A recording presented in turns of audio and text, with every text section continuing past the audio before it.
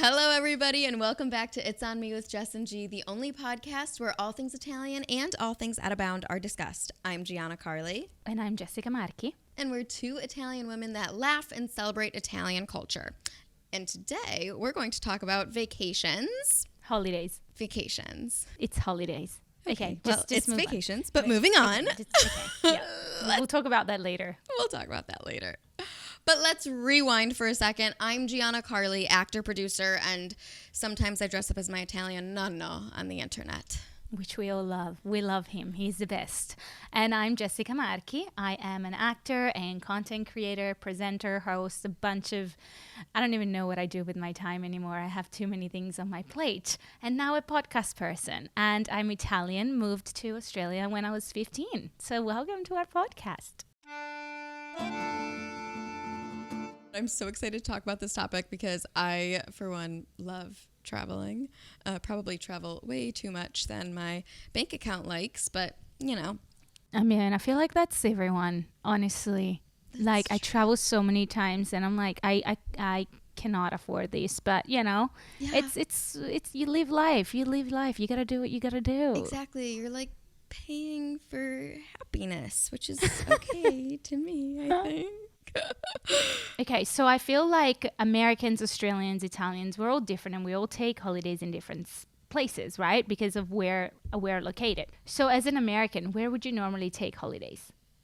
Okay, good question. And I feel like I can't really speak on every single American in the United States, right? But from my personal experience, we typically go on domestic vacations when we're traveling. I think that's like our first, what comes to mind first. So for example, I'm originally from the suburbs of Chicago, and when we wanted to take a vacation, let's say we wanted to do like a weekend trip, like maybe Friday to Monday or Friday to Sunday, we would usually drive somewhere nearby. So suburbs of Chicago, you would typically drive to like Lake Michigan. So Michigan or Lake Geneva, which was a close ride, and just like stay by the lake and have like a lake weekend on a boat usually. But if we wanted to do something a little bit more like crazy, like for example, Chicago would get really cold in the winters, obviously. And the travel that we would do is to always go somewhere warm. And I feel like Florida is a great vacation spot for not only Chicagoans, but a lot of Americans in general. If any other Americans have any other different experiences, which I'm sure everyone does, depending on where they grew up, sound off in the comments. Would you say, because the United States are so big, that each state, it's like a new country in a sense? Because the reason why I say this is because if you look at the United States compared to Europe, but Europe is literally all bunch of different countries. And so like you go to Italy and you can drive to Germany, you can drive to France, you can drive to Switzerland, you can drive to Spain, right? And I feel like obviously you say, oh, like Europeans are so well traveled, but really in reality, if you actually think about it, the size of the United States is probably, I think it's the same size as Europe. I'm not sure. I'm not sure. But anyway. I mean, it sounds about right. I don't know either. Maybe we should fact check that. But in a lot of ways, like, yeah, totally. Like, for example, every state is pretty different, in my opinion. Like, California is... I'm obsessed with California, but you can literally go to the beach and have the ocean in California, and then you can drive to the mountains, and then you can drive to more mountains that are snowy and go skiing all in one state, which is nuts to me. And then New York is a totally different state in itself, like a different country-esque in your little, the way you put it. But yeah, I feel like it does feel totally different. Like distance-wise, for sure, and aesthetically, yes, to an extent. Yeah, because see, like I feel like in Italy, where we would normally go, like when I lived in Italy, we would visit Italy. Like we would literally go on holidays to Italy, or we would go to France, or but to be honest, we didn't really go that far out. Whereas in Australia, because we're in the middle of nowhere, really, where we would go is Bali, Thailand. So Which is nuts. Phuket. Yeah, it sounds like It's so awesome. far for us to ever do that. But literally every flight from Sydney, every flight is gonna be a long flight. Even if you want to go in Queensland, which is a state above New South Wales where Sydney is, it's a very short plane ride. I think it's 1 hour. But like if you wanted to drive, it's 12 hours. So you need to fly everywhere, and it's like it's nuts. Yeah, that's crazy. Like, I don't know. I guess like the furthest you could fly in mainland United States is from like probably Miami to Oregon or like Florida to Oregon or Maine to Southern California. The flight would be like 6 hours, which is crazy. Like that's really far. Like when I go to New York, it's like 5.5 hours. When you go to New York from Sydney, it's like 24 hours. So That's insanity. that's a long one. It's about the same length as Sydney to Milan. It's very long. But what would you say is the typical vacation time for an average like corporate worker? Because in Italy, we have August off. We just do not work in August. Sorry, we're off. We're not working. Offices are off. I mean, unless you work in hospitality. But anyone that works in an office, like, no. I'm so jealous of Italy when it comes to that. Like, insanely jealous of Italy. Lifestyle's just so different in America. So most American companies, like the typical time off would be 2 weeks. So it's 2 weeks of paid leave. Per year? Per year. Mm-hmm. 2 weeks? Yeah, that's very average. Other companies have something that's called unlimited paid time off or unlimited time off. Nice. See, that's where everyone's like, oh my God, what? You can take off as much time as you want? No. That's almost worse in a sense because I feel like corporate America makes you almost like compete with your coworkers so much that it's like, oh, Giana is taking 3 days off of work. That's like so not allowed. Even though you are allowed to have that, like it makes like your work environment somewhat toxic, in my opinion. Really? Yeah, from like all the friends that I've talked to with like unlimited time off. Corporate America's wild. It's wild. That's insane. But 2 weeks is literally nothing as well. What I know. Well, I feel like if you have unlimited time off, like more times than not, you don't even take 2 weeks off. What? It's like frowned upon. Yeah. Who cares? Do it anyway. Right. Well, can't you just do it anyway? No. You gotta work in a job here to realize what's going on. No. So interesting. I see in Australia we have 1 month. 1 month. I think so. Yeah. So nuts. I didn't know Australia was 1 month too. But it's accrued. So like if I get a job now, I can't just take a month off next month. It's pending on the time that I've been at that job. It compounds on. So based on And that's for everyone, for like every company too? Yeah. For full-time workers. I mean, I think part-time workers too. It's accrued, but obviously you have less because you're part-time. Interesting. Yeah, so not for casuals, not for contractors and things like that, but for part-time and full-time workers, you have a month off. So if you don't take it for the whole year, then you could technically take the whole month off. I think I should probably fact check this, but I think that's how it works. Interesting. Oh my God, I had no idea. That's like very smart. I know that some companies do it like that too, where it's like, oh, you have to work a certain amount of time to actually earn your time off days. But I mean, no one does a month or if some companies do a month, that's like you're working for the best company in the world. Interesting. So you don't take time off I feel like that's crazy. That's too much. Like you need time off to go on a holiday. You need time off to like be at Christmas. That's your 2 weeks, honey. That's your 2 weeks. That's ridiculous. That's too little. No. I know. It's nuts. Okay, so a question for you. I mean, obviously, since Australia is like its own little planet. As you are now living in Australia, if you and your family wants to go on a holiday, what's going to be your mode of transportation to get there? Plane.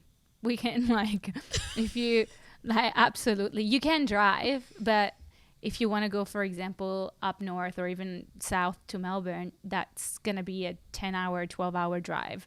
So for me, unless I really want to be in the city with my car, I am going to get on a plane because I don't really necessarily want to drive for 10 hours because everything is so far away. You just need to get on a plane. And if you want to go to, Fiji or the Whitsundays, you need to get on the plane. Look, we have like trains and buses for, everyday kind of commute. But to do those big trips, not really. And very differently to Europe, because you can get on a train from Milan to Paris, and you can get on a train as well from north of Italy to south of Italy. It's so convenient. Yeah. What about in America? Okay, another thing that I'm so jealous of Italy for is the transportation in the country. Yes, like it's so convenient to get on a train and it's so cheap. And even domestic flights, oh my God, like if you did want to fly from Milan to Sicily, for example, you could get a round trip flight for €30. Yeah, Ryanair. Mm-hmm. Insane. So America has horrible, you guys, do something better, please. Horrible transportation from state to state. Like, yeah, we have trains. I don't even know if we have like good like at the Amtrak. You could take like the Amtrak, I guess, to go from state to state, or like a Greyhound bus. I have horror stories about Greyhound buses. Oh no, that's for another podcast. But overall, most people would not take a bus or a train to get to another state. We would fly, and domestic travel is like, it could be super expensive. Like I've bought flights from LA to New York for like $600. But that's then sometimes ridiculous. Right? Or I mean, sometimes you'll get like good deals, but lately I feel like flights have been so expensive. Yeah, no, I know, 100%. The other day, Taylor Swift was here to do her concert. Yes. And my brother's girlfriend lives in Brisbane, which is in Queensland. And she wanted to fly down because it was their anniversary. They looked at flights and it was $600 to come down from Brisbane to Sydney because Taylor Swift was here. They amped up those prices like crazy. And I'm like, yeah, Eric, you will not be celebrating your 1-year anniversary or 2-year anniversary this year. It's not going to happen. It's not going to happen. You're not $600? Nah, that is taking the piss. No, thank you. Taylor Swift literally changes economies. It's insane. Yes. It's crazy. It's crazy. But that's, because normally a flight like that you would pay, I mean, it could depend. You could get some good deals. I got flights for $50, but I also got flights for $400. Like, it really just depends on the time of the year, how busy it is. Yeah. I worked I used to sell travel, actually, so I know a little bit of how it works. Did you really? When did you do that? Oh my God, I was like 21. It was one of the worst jobs I've ever had. I hated it with a passion. So bad. But now I know when I book things, I understand much better how it works. Yeah, that makes sense. It's a good learning thing for me to have. Fun, Jess, fun fact. I love it. Yeah, I know.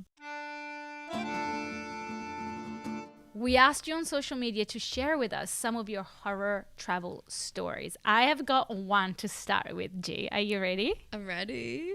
So somebody said this. In Bali, very recently, we were strolling home in the late afternoon. My son stopped, stared, turned, and gesticulated. It took me a moment to see the 3 rats he'd spotted tucking into scraps in the pizza preparation area. The restaurant was busy with customers enjoying their wood-fired pizzas. None of them had noticed, and the rats were just a few feet away. You said that was in Bali? Yeah. It sounds like alley of New York City. Oh my Ew. goodness. It sounds like New York for real. Gross. Ooh. Nah. That's not for me. No, thank you. So definitely don't eat at that restaurant. Do you know something fun though? What? Talking about rats. Since you mentioned your face. Since you mentioned New York, when I went to New York last year in May, there was a poor little baby rat on the street. And it wasn't a baby actually, it was a full-grown rat. Anyway, I was on a date and it was like it was hurt. So I picked up like one of the playbill from the Broadway musical papers, and I picked it up with the thing and I put it on the side so that he could maybe like live and people wouldn't step on him. Oh, well, that was nice of you. Okay, that's good. I thought you were going Right? to take him home with you and be like, Jess. Oh, my No. God. No, but the guy that I was on a date with was really disgusted. And I was like, well, you know what? I'm going to keep doing it because this poor rat is in the middle of the street and people don't care about him and he's struggling. I mean, I'm sure, like, if you lived in New York, you'd probably be like, I don't even, yeah, no, you just wouldn't. You wouldn't care because you don't want to see them there. But you did a good job, Jess. That was a good deed Thank that you. you did. I'm proud of you. Thank I'm really you. proud of you. Thank you for sharing. Yeah. I've got one more. Okay, Can I let's hear hear one it. more? Yeah, of course. In Hanoi, we had huntsman spiders in our room twice. My children like to prank me by shouting, "Huntsman, huntsman!" This time they weren't pranking me, and the mother of all arachnids, whatever, that's how you call a lot of spiders, I guess, was just a foot from my head. So they basically had, whatever, like, honestly, this isn't even that bad. The amount of spiders and huntsmen we've got in Australia is like, this is nothing. Ew, icky. Wait, I don't need to look up what a huntsman looks like. Oh, look it up. Man Oh, look it up. Look it spider. up. Oh, icky. They're really big. They're really big. Like some of them could be like as big as my hand, like this. Editor, you need to add a picture of one of these in this. Oh my God, this is disgusting. Do you still want to come visit me in Are Australia? they? No, hell no. Are they contagious? I hate this. Or not No, contagious. Are contagious. they? Sorry. Are they venomous? They're not venomous. No, they're not venomous. But please, they- I don't want them near me. No, Oh my thank God, you. No. I hate spiders, but this one's so icky. I'm so sorry. I'm not a fan. Ew, I'm looking away. Okay, I need to tell my stories. They're much better. This one's about like wearing hats. God. Tell me your story. Tell me your story. Tell me your story. Oh my God. Okay. You're scarred for life. Maybe I'll bring it to Los Angeles as a pet for you. Okay. Good one. Anyways, really good one.